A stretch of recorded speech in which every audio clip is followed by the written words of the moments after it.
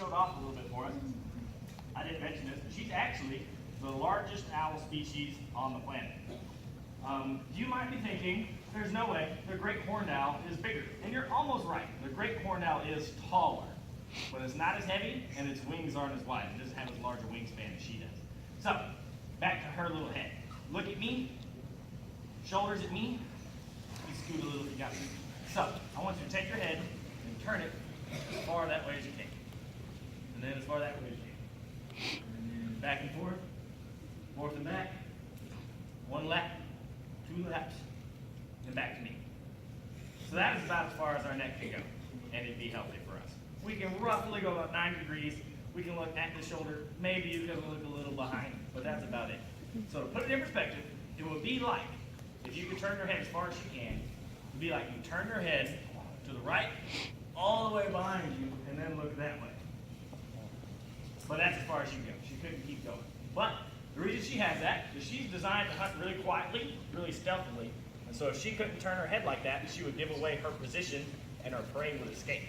So she's got to be able to turn her head so much for stealth's sake so that she can hunt. 270 degrees. So she doesn't have to fly around. She doesn't have to change her position. She can look all the way that way. Then she can look all the way that way. Back to that side. But another reason why she has to do that is because her eyes. You see, you and I have spherical eyes. Our eyes are shaped almost perfectly like a ball with a little cord at the end. But we also have ocular muscles. Those are things we've been designed with.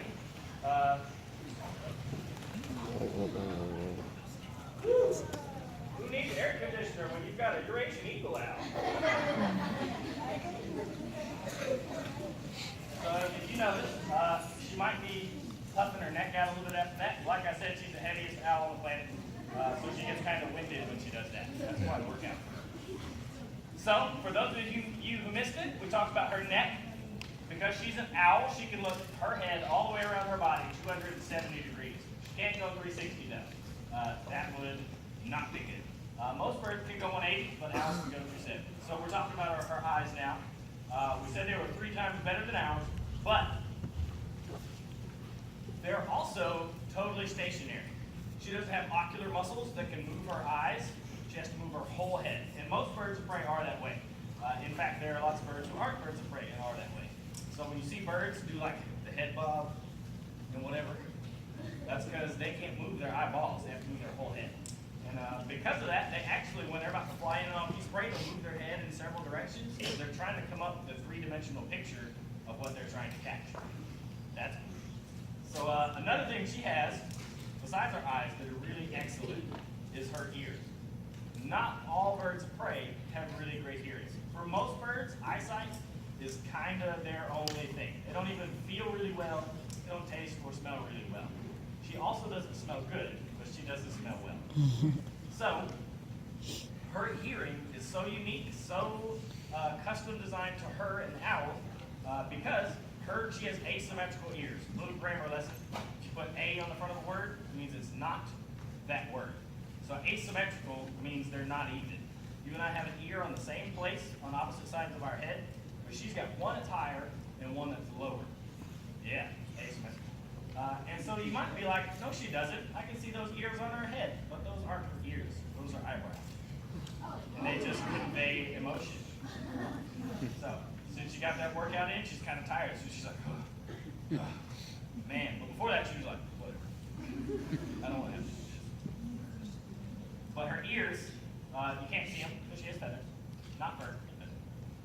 But the way it works, remember this word, is triangulation. Say it. One more time. One more time. Your turn. No. She doesn't speak English. So it's called triangulation because her ears are in 2 different places. When she hears a sound, it comes to one ear first and then the other. So between the high ear, the low ear, and the origin of the sound, she can pinpoint where that sound came from. So it would be like if I turned around and one of you guys sneezed, I could turn around and be like, man, one of y'all sick, wash your hands, that was nasty. But Hootie work, the triangulation could point right to the sneezer and be like, hey, you all right? You need a tissue? You okay? Just because of the way her ears work. Her ears are so specific that in Eurasia, where she's from, urban Asia, snows there a lot. Doesn't do that in East Texas a whole lot. It can get to be like 2 or 3 feet of snow. And there can be a mouse or rat or rabbit or squirrel under the snow, right? She can't see it. There's no way to see it. There's 3 feet of snow between her and it. So, no visible sight. But her hearing is so keen that she can hear that rabbit down there moving around in the snow.